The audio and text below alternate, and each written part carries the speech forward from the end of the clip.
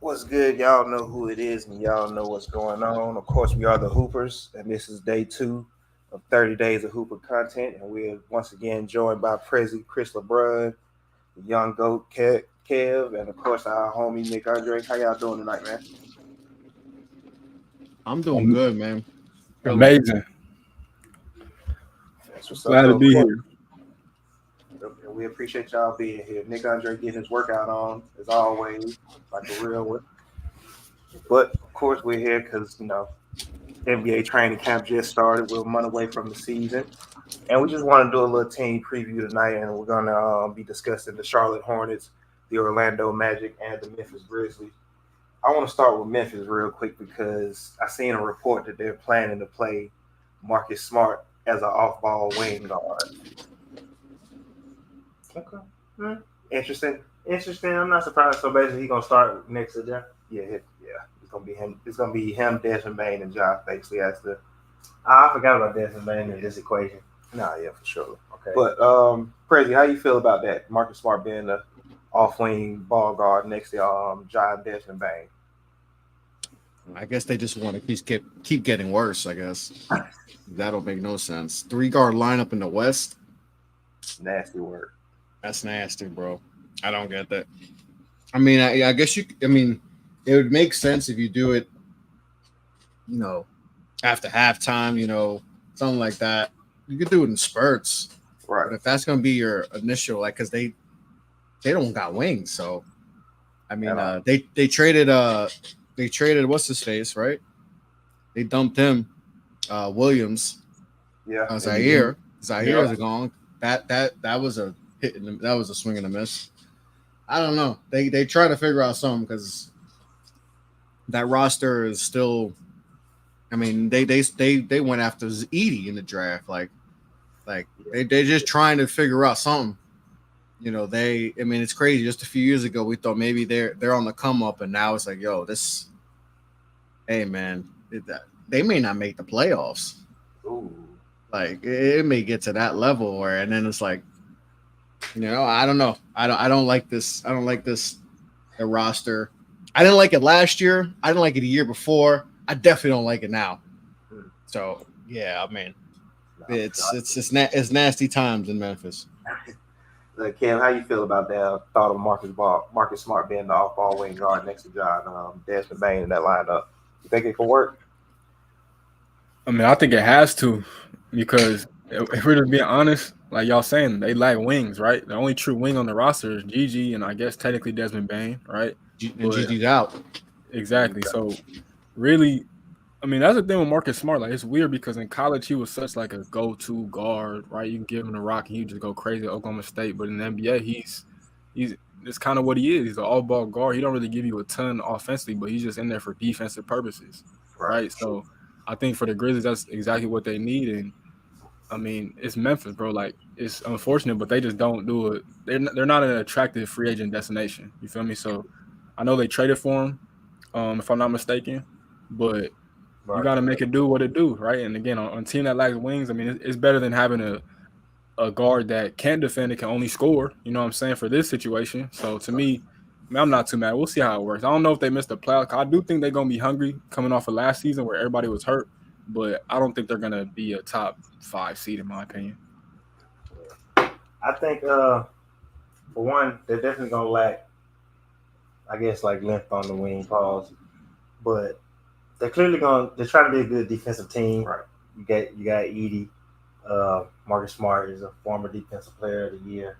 Sharon Jackson, defense player. I don't know people's feelings about Ja in particular, but Ja alone is why I have them competing for the play-in. I don't think they're going to get a top 6 seed, but I'm high on Ja. Like, I think I know it's kind of been a thing on NBA Twitter recently. They forgot about him and stuff like that, but I do think people have forgotten how good Ja really is. So just for Ja alone, I give him the respect that I think he's going to have them competing. But unless Desmond Bain takes another step, they're gonna struggle on offense because as high as I am on Ja, I don't like him being the like his 26. He's about what 26, 25 a game. Yeah, that's cool, but you still need somebody on the wing that's gonna be able to get them a bucket. And I know Bain can hit threes, I'm not really high on him offensively as far as give bang the ball, go get a bucket, close out some games. But I do think 12 can close out some games. So I think they're gonna be good defensively. Don't love it offensively. I don't think they're gonna be in the top six as of now. We just talking today. Maybe they make some moves. Maybe Luke Kennard's three is consistent the whole year. He's one of those guys that has a high 2 point percentage. But whenever I seem to watch him, he don't ever seem to make threes, and he definitely don't make them in the playoffs. But it's gonna be a weird year for Memphis. It'll be interesting to see though where they are around like the trade deadline, and if they aren't in playoff position, do they kind of get off some things because everybody knows how good this draft is supposed to be. So do you kind of position yourself? Because even if you're not getting, it's not even just about the top guys, and I'm not the draft guy, but it's not even just the top guys. I think you're getting a quality player as long as you're in the lottery. So we'll see where they are. But I think John Long is going to have them in play-in territory. No, for sure. We saw what he looked like in that 5-game stretch. Played 1 week, one player of the week. After that 25-game suspension, of course, he got hurt for the rest of the year. Right. You know, I agree with all y'all. Their offensive wing play has always, it's kind of been non-existent this whole run with Ja leading this team. They've never really been able to find a player right there. Right. And like I said, I think Desmond Bain did take a step last year, but that was without Ja on the team. Yeah. Like, does Ja coming back and being offensively dynamic kind of change some of the things that, you know, players were able to do last year with Desmond Bain taking a step offensively, even with Jaren Jackson taking a step offensively? He still needs to rebound, in my opinion. Yeah, he should rebound a little bit more. But I think I want to know what y'all think about like GG. I feel like GG was going to be important to them this year, and him. But he broke his foot, right? He broke his foot, and that's a crazy injury. Like it's really hard to come back from that injury. Like I don't think he's gonna be the same this year. It's really gonna take like a year to get back into it. How tough? I asked you first, Kev. Do you think like Gigi being out could stunt the growth of Memphis or even change like what they might do this year? Yeah, I think it's important just because the first thing is not only his development, but it's playing winning basketball. Right? Because last year he was putting up a whole bunch of shots on a team that was terrible, right? Like that's one thing. But when you're actually trying to play for a team that's trying to compete and win on a nightly basis, then it's like, okay, how do I merge my game that's ascending onto a team that's trying to win, right? That's been in the playoffs for the past few years consecutively. So to me, I think it's important. It's a major loss because, like we keep saying, they don't have wings, and so we can get through that. But like the basis of that is that when you're in the West, you got to see LeBron, KD, D Book, Brad Beal, Anthony Edwards, Brandon Ingram, like the list goes on, right? So it's so many names, and it's just like they don't have the bodies for those guys right now. And for Gigi, I wouldn't even put the pressure of having him guard those dudes in scenarios. I mean, in the regular season, yeah, of course, but like playoff wise, not right now. But it's a big loss, bro, because his development to me is probably the biggest key for them moving on, because I think it's him being that second guy. It takes so much pressure off not only JJJ, but especially Desmond Bain too. Because I like Desmond Bain, but I don't think he's a second option in my opinion. Like a lot of people put him up there like he's one of those guys. Like he is really good. I don't want to take nothing away from him. He's really, really good. But I just don't think he's a second option on a really good team. But Gigi's gonna be key, man. I think he's only still 19, if I'm not mistaken. So he's gonna be around for a minute. And Gigi was one of those guys coming out of high school, Chris, that people thought like his talent alone was maybe a top 5 to 10 pick, right? So, how do you think big of a loss it is to not have him, especially at the beginning? This is why I'm not on the Memphis Grizzlies at all, man. Because even though he wasn't efficient, but I always give efficiencies a pass to rookies, because you're rookies and you're trying to find your way. So whenever people bring that up with Rick, I'm like, nah, we can go through the list of every rookie, and they most likely, they had, efficiency issues, but that's because you're a rookie. So I don't really trip over that. But you just watch him, you're like, okay, like I laughed that he was a second round pick. Like it was, and me and Kev talked about it a bunch of times to him at South Carolina, like who he was playing with. He wasn't playing with a lot of potential, any type of pro overseas. He wasn't playing with any type of pro on his team. So he kind of had to, and he was the number one player. He reclassified. So there was a lot on his plate, and he dropped the second round. And even with all the efficiency issues at college, there's no reason he should have been a second round pick. That's just a joke, absolute joke. But it just makes me not like Memphis even that much more. Like I just off the top of the head, I'm like, right now they're probably like to me the 10th, 11th best team in the West. Like, so yeah, they'll be in the play-in. They could possibly, but I don't like this team. I don't like the construction. Like I mentioned before, I just, there's zero wings. Zero. You cannot. They have no wings. You can't. How are you going to compete? I just don't see how you compete. You mentioned Luke Kennard before. I was like, I love Luke. He's a dookie, but he good for like he'll play in the beginning and then out of nowhere you get like 15 straight DNPs because he can't play defense because he's a turnstile. Yeah, he'll shoot 43% from the field from three, but he can't. He's gonna give up 15, 20 points a game, and you're going to play him 12 to 15 minutes because you can't even with his good shooting. He's a turnstile. So Ja has injury history. Yeah. Bane got injury history. We don't know how they're going to incorporate Zach Edey into this team. I don't know.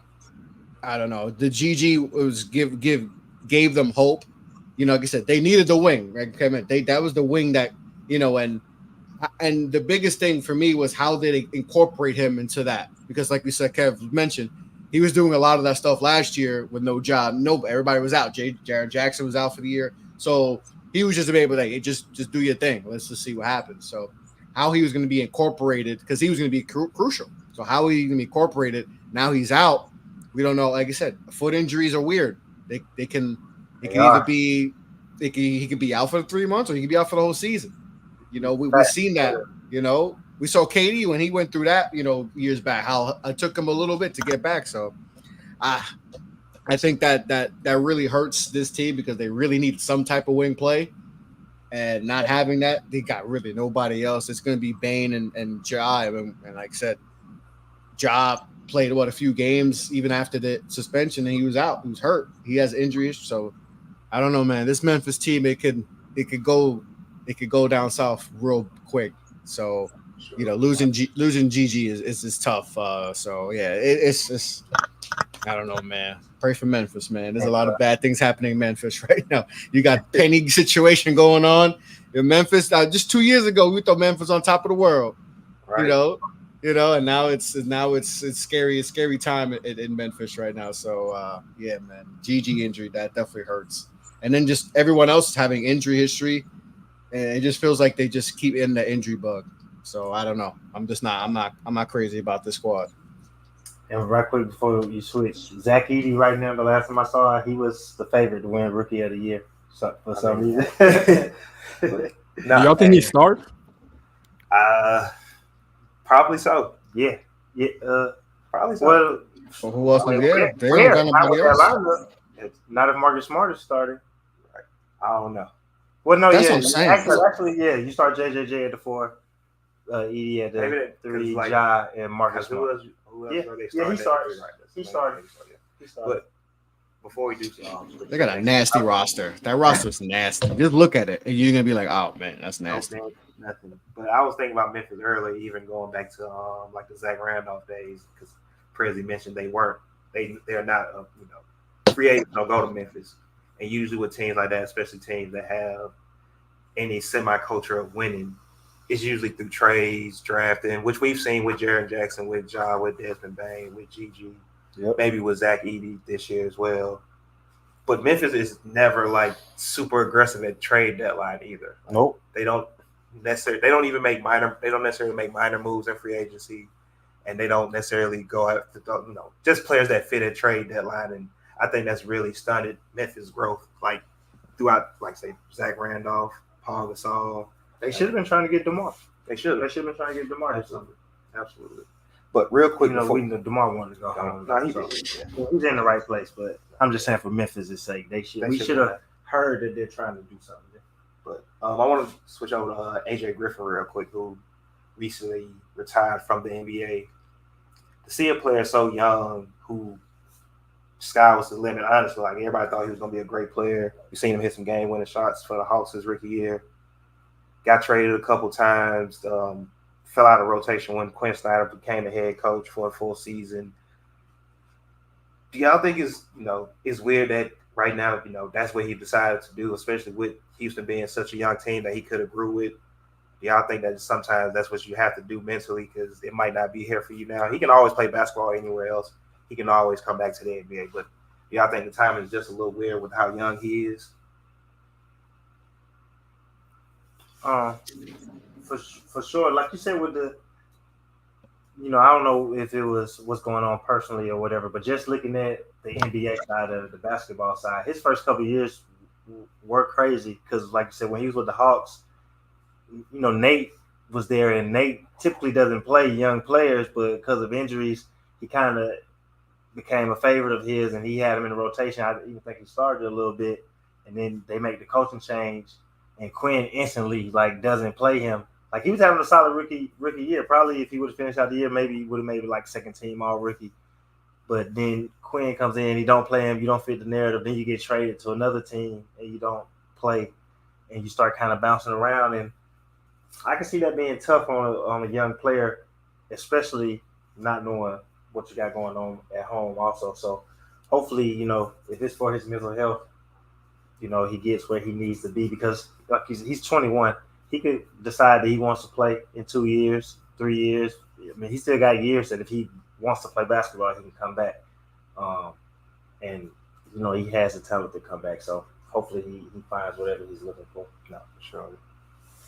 Definitely. I think when you're always the guy, you grow up in the system and you're the man in junior high, you're the man, you're one of the top players in the country, number one player in high school. And then you go into one of the most prestigious colleges, you go to Duke. Yep. And things don't go the way you expected, right? And he's dealt with a lot of injuries too. Like even in high school and at Duke, he dealt with a lot of injuries. And then you go to the pros and things aren't going the way you expected. You're not playing. Like I said, you're the guy. And that to me is the biggest thing, the biggest transition for young guys. And I said this about Gigi. He's a bit like number one player this year, the number one player, this year. And then you go to the NBA, now you're a second round pick. And now like, whoa, I was the guy everywhere. Now I'm a second round pick. And now I'm in the G League and I have to do this. And I think not knowing what's going on with him, behind the scenes, and I hope everything's good with him. Got to take care of your mental health. But just I could see some of that just getting to him. Like, yo, man, I was the number one player doing this. I was always the dude, and then now I'm not. Now I'm struggling to get minutes in Atlanta.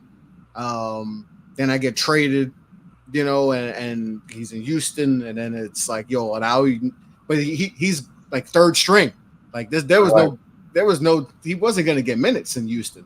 Like they drafted a bunch of dudes that was their guys. Like he's not one of their guys. So I could see some of that maybe contributing, and just like it could be a lot, and he just hasn't, he couldn't adapt to that. And then like I said, I hope everything's straight at home.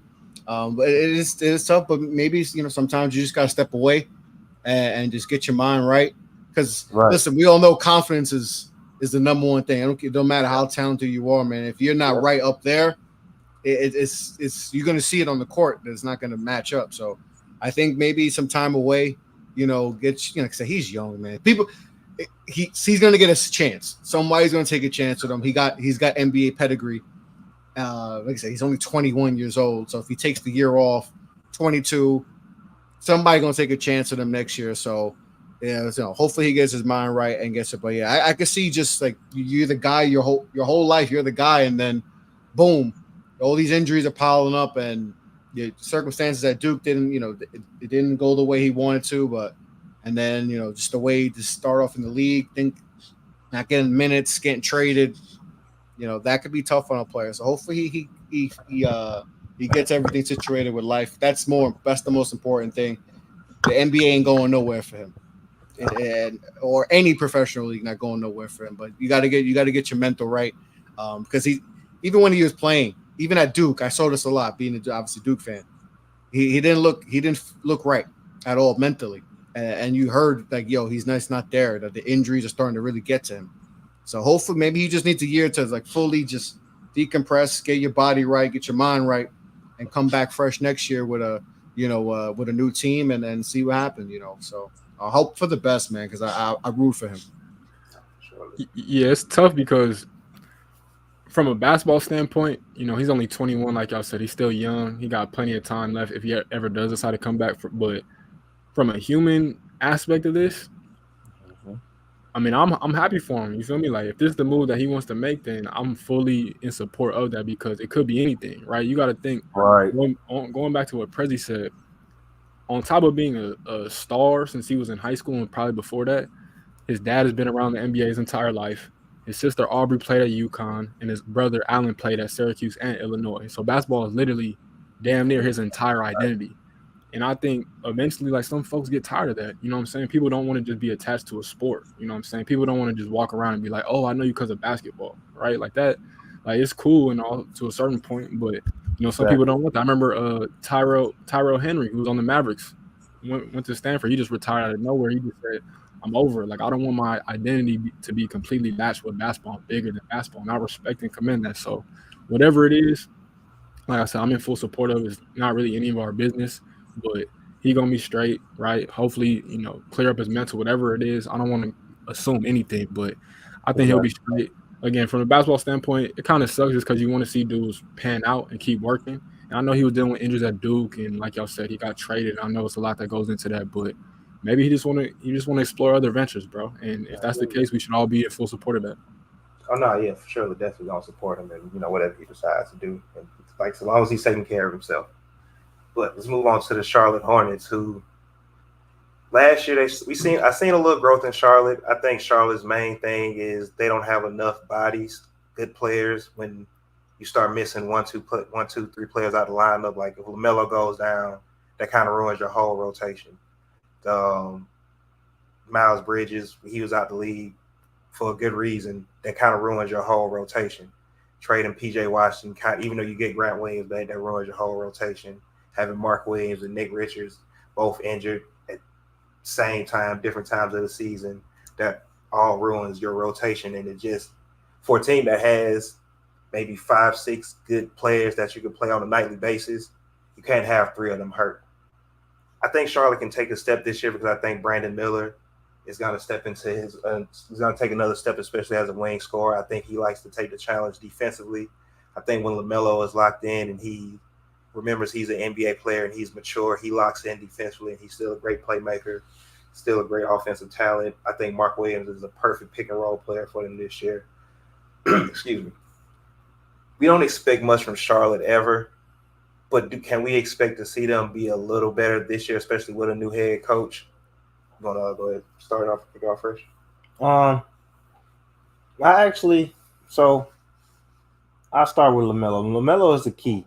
And LaMelo, no matter what, people's likes or dislikes about him, he's kind of had the same effect on Charlotte that Ja had for Memphis. Not at the same scale because Ja got them to a top 3 seed, but when he's healthy, they compete for the play-in at least. So that's something because you're not just out there losing games. Right. But the last 2 years, he's had these ankle injuries that's been tough. And like before he had to shut it down last year, what was the run he was on? 30. He was getting like 30-point triple doubles. I think like 3 or 4 in a row. 3-4 in a row. 30 and 8, maybe like 6 or 7 straight games. LaMelo was really playing some good basketball. And you mentioned Brandon Miller.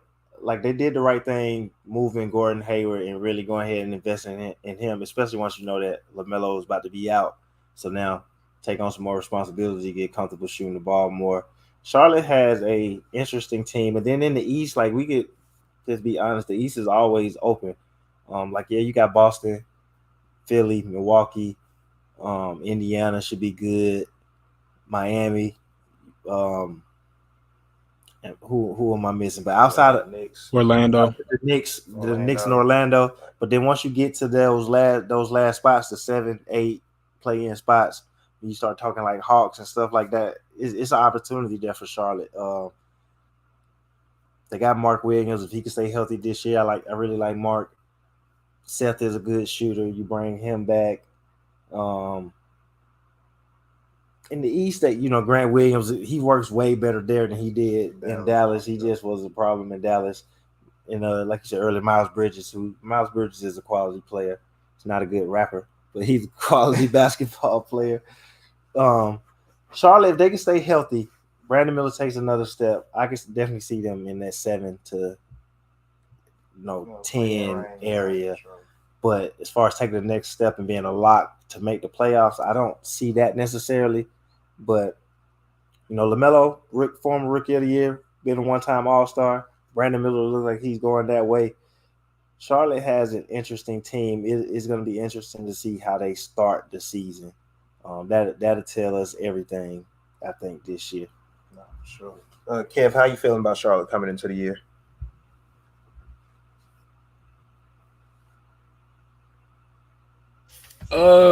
Man, I feel like I agree with what both y'all said. Like, you look at the bottom of the East, you got the Raptors, the Bulls, the Pistons. I think the Pistons low key can take a leap, but we'll say that for another day. But I mean, to me, I think the biggest key is probably Taj Gibson, bro. Like, and I know it sounds crazy, but the biggest thing they've really been missing is just a true vet for LaMelo, bro. Right. Facts. And I think Taj is like at this point, he's been one of the ultimate vets for like the past 3-4 years, right? Probably longer than that. So I think getting a guy like that is going to have him locked in. Because you look at last year, they had Gordon Hayward, and he really didn't even want to be there. You know what I'm saying? Exactly. He seemed like he was just the odd man out, just sitting in the corner, not talking to nobody, just trying to find minutes and get his groove back, whatever the case. But I think getting a guy like Taj is huge because you need people to start to build some type of structure. They just haven't had structure from the coaching staff to the front office to the vets to the young players. Like James Bouknight is already out the league, I think, right? They drafted him a couple years ago. I thought he was going to be really good, but it just didn't work out. And I think a part of that isn't that he's bad, but it was just he was in Charlotte. You know what I'm saying? Yeah. Like, so to me, I think it's all about building foundational steps. And I think drafting Brandon Miller last year was a huge part of that because when you have an elite guard, in my opinion, or soon to be elite guard, you need a wing like that, right? And having a dude like Brandon Miller just makes LaMelo's life a lot easier. So he's only going to get better and better. He's going to take a leap this year. And as a whole, I mean, like they have solid pieces. I like Mark Williams protecting the paint, right? Grant Williams is solid, like y'all said. So it's just about keep building. Because you look at like Terry Rozier, I think gonna have a big year for my Heat. PJ Washington just had an amazing run for the Mavericks in the playoffs.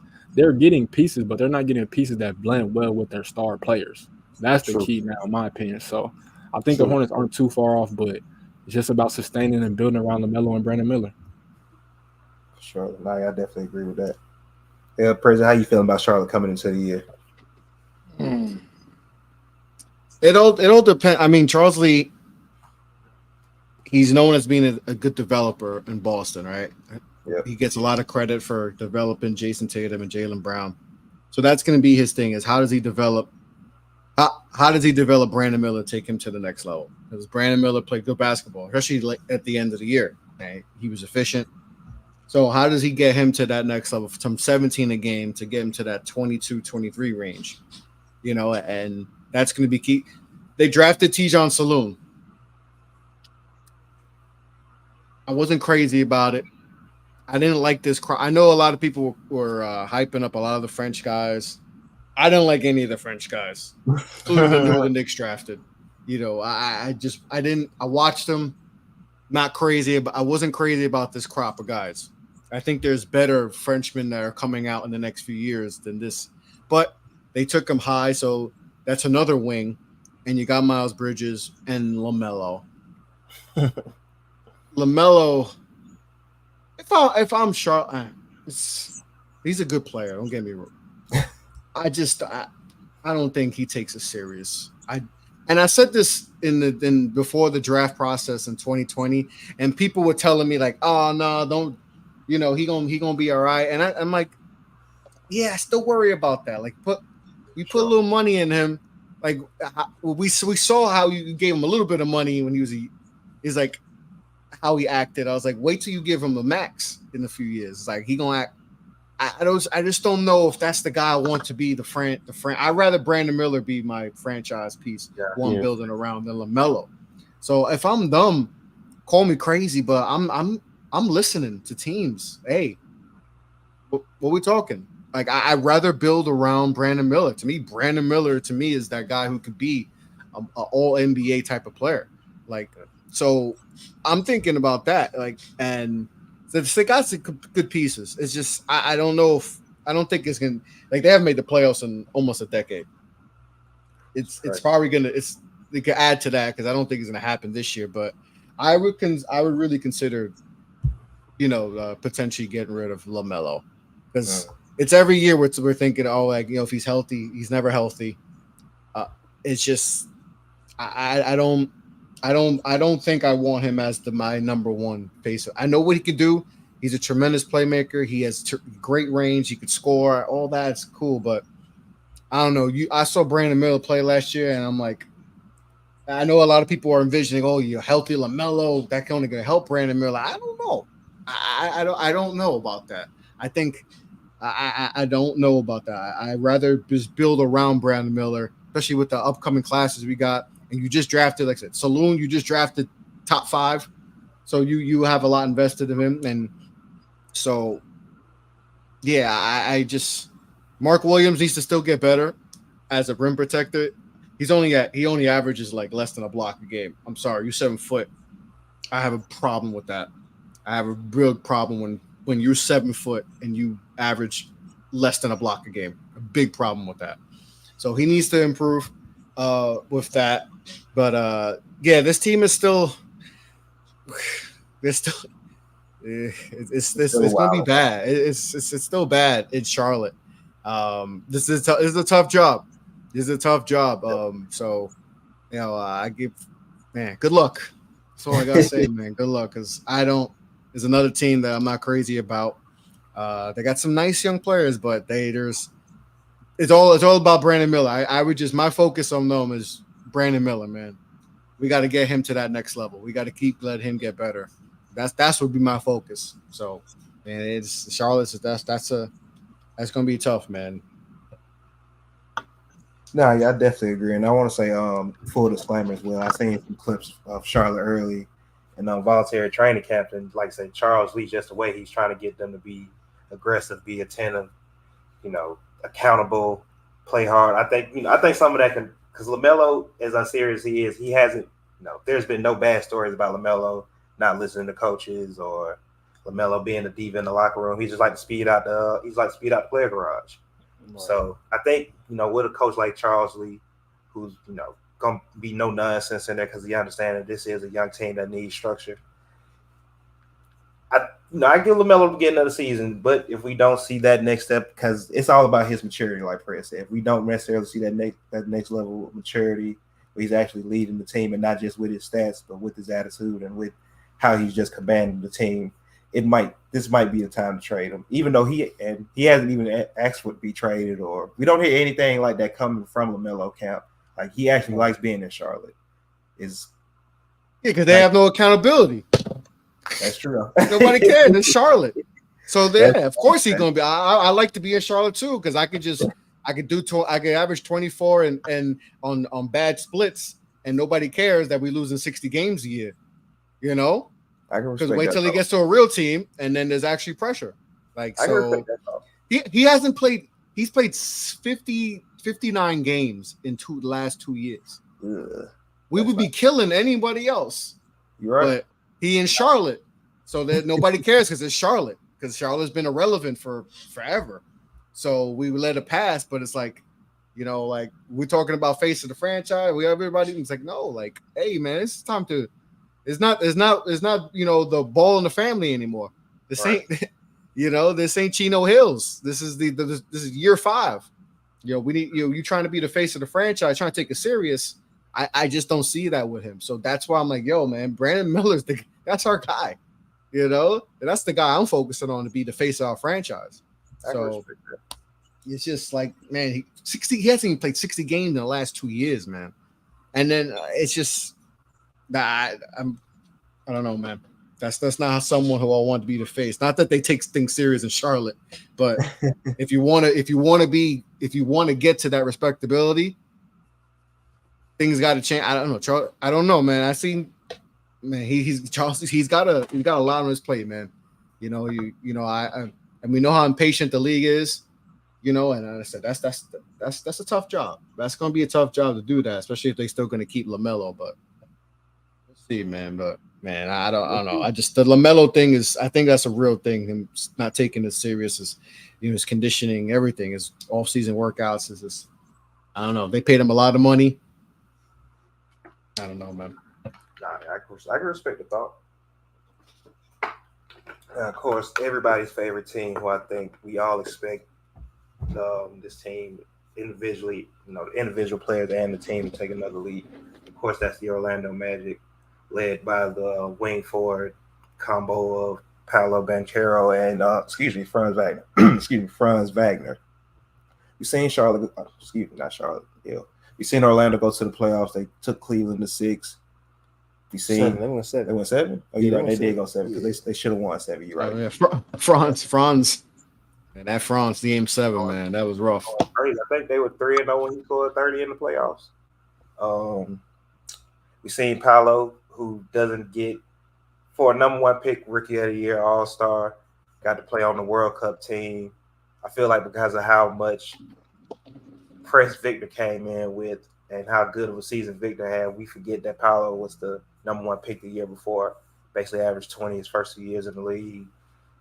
Showed a variety of skills, especially that rookie year when they had so many players out hurt. They add KCP over the summer. They get rid of Markelle Fultz, who, when he was out there, he did give them good minutes, but you can really count on him to be out there. I'm guessing they're expecting a big leap from Jalen Suggs offensively, who last year defensively could have won Defensive Player of the Year, one of the best defensive guards in the league. I think his shooting numbers have to improve this year. I think he has to show he's going to be a capable shooter, especially because I think they expect minutes from point guard at him. Right. Wendell Carter, when he was healthy, he provided them good minutes, floor spacing, decent rim protecting, decent rebounding. What is it that Orlando is missing that they need so they can take that next step? Like I say, they brought in KCP, 2-time champion, vet, 3-point shooter, defensive specialist. But what is it that Orlando needs this year where they can? Because, like I said, they lost a close game 7 where they were winning most of it. Right.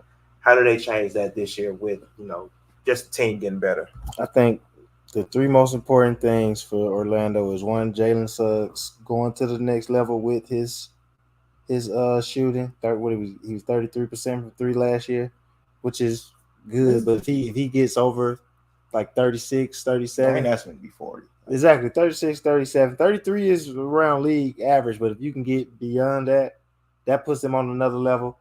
Paolo, who I think he's taking another leap this year, I think him being more aggressive, because him and Franz kind of play off each other, obviously, but I like to see Paolo this year take that step from being a good scorer to really being their go-to scorer, because at the end of the day, that's what really matters, is getting buckets. And getting 22 points per game is great for a second-year player.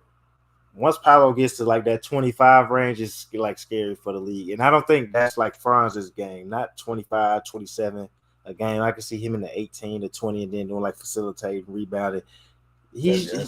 Paolo's the best player. Franz is there, Scottie Pippen. He's going to do a little bit of everything else. And then he can have those elite scoring nights.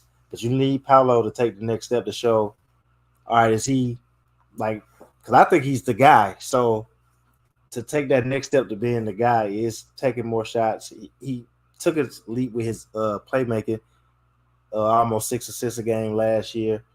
So I think that'll be important. Getting KCP, he's the only person that done won multiple championships this decade. So you need him on the team if you want to win. Who else done won more than one championship this decade other than KCP? Who else? We've had a new champion every year the last 6 years.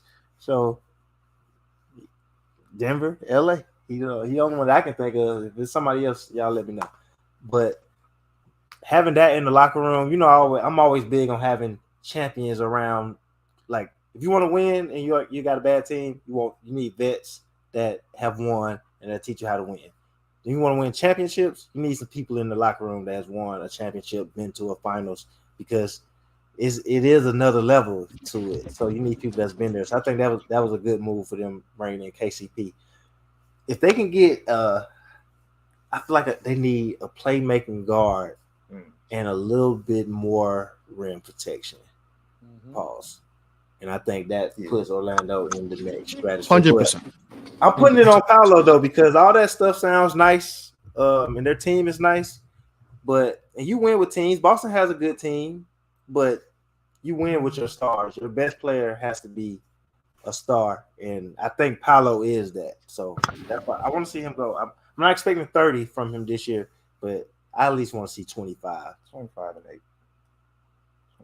25, 8, and that's getting in more rebounds because I think he was like 6, almost 7 a game. So get 8, 9 rebounds. But I think Paolo could do it. Paolo is really one of the ones. Surely. Prezi, how you feeling about Orlando coming to the year? What do you think they need to take that next step? I agree with Fresh on like rim protecting because Wendell Carter is not a rim protector at all. They got to upgrade from there. They did re-sign, but real quick, should they trade Wendell? Should they look to move him? Yeah. I think so. I he think didn't so. Look good. He looked outmatched in that Cleveland series. He looked outmatched. And if they re-signed Batazzi, that was a big, to have that. Sometimes they look better with him than Wendell Carter, to be honest, because he could provide a little bit more rim protection than Wendell Carter. They brought in Caldwell Pope because they need to shoot more. They needed more 3-pointers. That's why they're going to need Juwan Howard's kid to step up. He didn't really play much last year. They're going to need some of those guys to step up because they're going to need to shoot more. And you mentioned the playmaking. None of their guards are playmakers. None of them are playmakers. No. Cole Anthony's a bucket getter. Suggs is a defender. Very good defender. Anthony Black didn't play much. They took him high, top 10 pick. He struggled. He's not a shooter. They need a playmaker because they need to get Paolo easier shots. Too many times Paolo was just doing too much. Mm-hmm. And when you needed him in that game set, it was just not enough. They needed a playmaker. They needed to get easier shot. They couldn't get that because they didn't have those type of guys. Like I said, they got bucket getters, but when you need to just settle down and just be able to initiate an offense, they don't have that type of guy. So they need Anthony Black because I think we know what Cole Anthony is. I think we know what he is. He is what he is, right? Suggs, I think we kind of know what Suggs is. Can there be another level of playmaking? Potentially. But I think we know what Suggs' his identity is to lock up. Right. But Anthony Black is one of the key pieces here because they took him really high. And the envision of him being that floor general is something that they want, but I don't know if it's going to happen because the shooting is not good. And you can't put him with a team. You can't surround them with a bunch of guys that, they already have. They had struggles last year shooting. That was their main thing. So that's going to be the key. So the day that, like Fresh said, is the rim protection. Is they gotta be a better 3-point shooter and make Paolo's life easier because I think there is a word where he's a more efficient player. I think he shot like 44%. So it was a tick up from his rookie year because rookie year he shot like 40%. But like I said, he a rookie. I'm gonna let that slide. So the efficiency did improve technically, but but he shot I think like 31 from 3, 32 for 3. He takes too many threes. He's got to relax on that. I know what's he trying to do, but that's where you need the point. You need a point guard to put him in the best position because sometimes he forgets. Sometimes that he's 6. It's like Julius Randle. They forget that 6'10", 250, 260, and you could bully your way, and so the Paolo. But I can understand, but they got to get more. Most likely it's got to be a deadline thing because I don't know if Anthony Black gonna get minutes like that again. I don't know if he's gonna get minutes like that. So that they're a team. They got money. They got a bunch of guys who can lock up. They're in a situation. It's kind of like Houston where they got a lot of good young pieces. So they got ammunition to make something happen. So they're a team that they need to find that a point guard that can slow down the team and put guys in the right position, but yeah, I mean they got a emerging superstar in Paolo, so they're good there. Franz is a nice, even though he had a terrible game 7, that was bad, man. He shot terribly, but he's still a good player. So they just got to figure out, rim protection, get some of those wing players to develop, Howard. Jet Howard. There we go. Keep forgetting his name. Jet Howard. They took him high. He's got to be able to develop into the shooter they will need him to.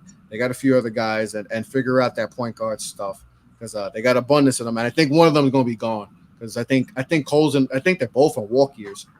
So they got to figure that out. Hopefully Anthony Black develops to what they need as a playmaker. But if they could figure at least one or two of those things out, they Orlando could be serious play because they already got the guy. You just got to surround them with the right pieces, not them crazy, but this enough good pieces to make a serious run in the East because they got the star, man. And they got a good coach. Jamal Mosley's very good coach, so they got some things cooking. They just got to fix a few things, and then they'll be all right. I definitely agree.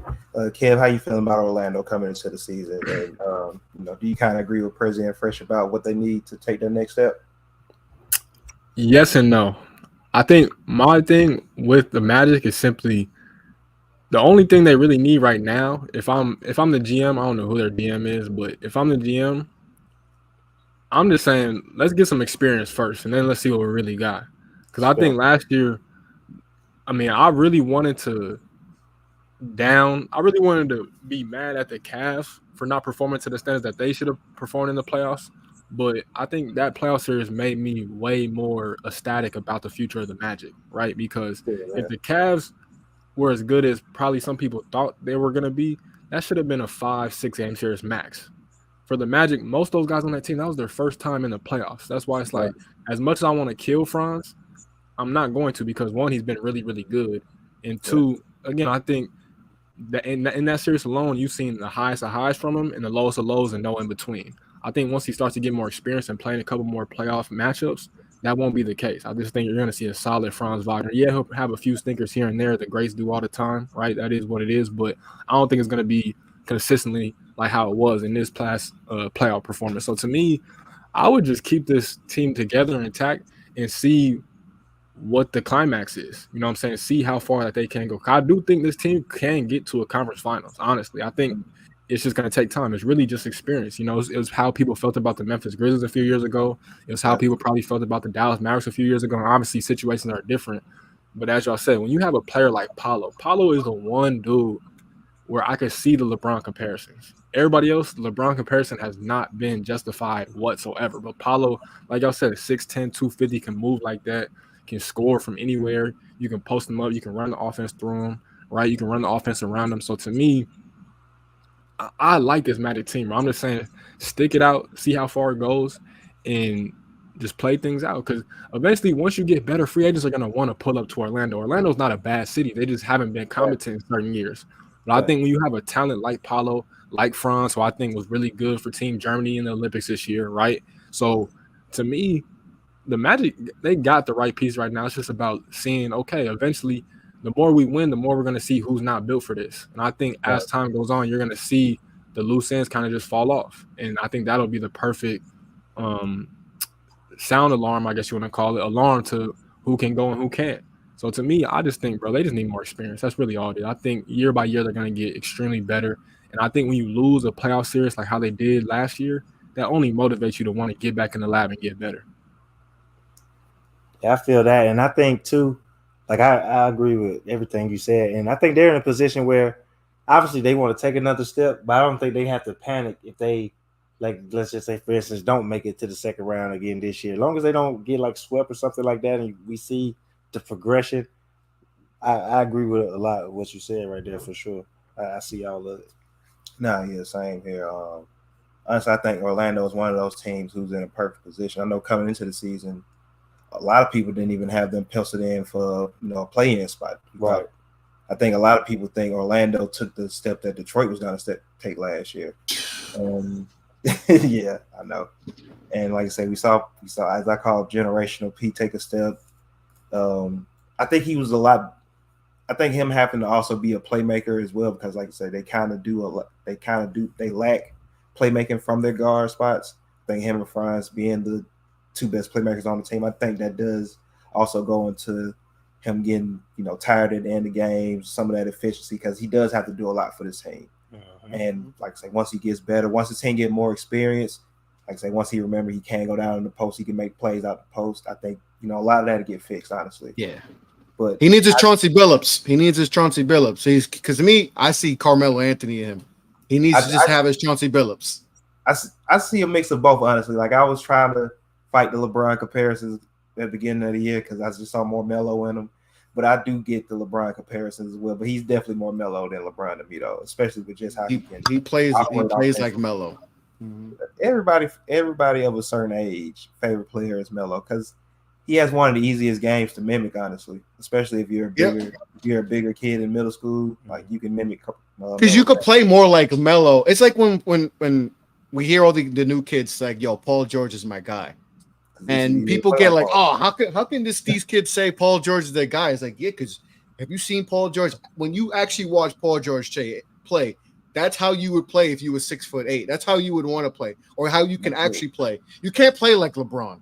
Like that's just that nobody could play like that's like abnormal. But you could play like Paul George. And like growing up, hey, you can't play like LeBron, but I could play like Carmelo Anthony if I was 6'8", 240. Like that style it translates. Like that's the style. And you see that with Paulo, like that's his game. Like I said, he just needs his Chauncey Billups because you saw when Melo got Chauncey, like they were Western Conference team, and they could have won that series versus the Lakers. Yeah. Like they had it, and then they got rid of Chauncey and then everything, But like he needs his Chauncey Billups. He can get that, then I think Orlando can be a serious player because, like I said, he has. It's like Melo. We know Melo has some playmaking, but what's his game? He's a bucket. That's Paolo's game. Paolo's going to try to score. So I think if they could just get that type of player, then they'll be all right. But having Paolo, man, he's special. He's special, and I mean he's and like I've said it so many times, the league's in good hands because he's 21. Man, he's 21. He's ready. He made the playoffs, and that like Kev said, the experience they had last year, right? And I think in that series, every home team won, right? So what do young teams usually do? They don't play good on the road. Mm-hmm. All right. So that's why you get KCP there to help them. And now, like I say, if they get one more, because Jonathan Isaac and Wendell Carter are 25. I think those are the only vet. I think Patazzi too is in that range. I think Mo Wagner's around that age as well. I think he's about 25. More, yeah. So Gary, I forgot they had Gary Harris. Oh yeah. They got a couple, but like to get the one more type of vet who's been in the grind, who's like I said, championship pedigree. To get them, if they can get one more guy like that, then they'll be all right. Because look, they did it without that any real vets like that, and they went 7 with a Cleveland team. So they're in a good position. They're in a good position to do special things. No, for sure. And Orlando should be a hot spot. Like free agency. Like I know we don't think that, but it's like no state Paulo. taxes. I think Paulo. Like I said, no state taxes. Orlando, the jerseys are the fire. Like. And it's like you want to be that person to help them win their first championship. I think Paulo could be that guy to make people consider playing with him. So I can see that. I can definitely see that. But of course, that was our team preview for Charlotte, Orlando, and Memphis. Of course, it sounds like some of the Southeast was represented tonight as always, but. As always, Prezi Kev, we appreciate y'all for joining us. We'll be back with y'all tomorrow. Spaces, not necessarily y'all too, but with the people out there. Fresh, you got anything else for this?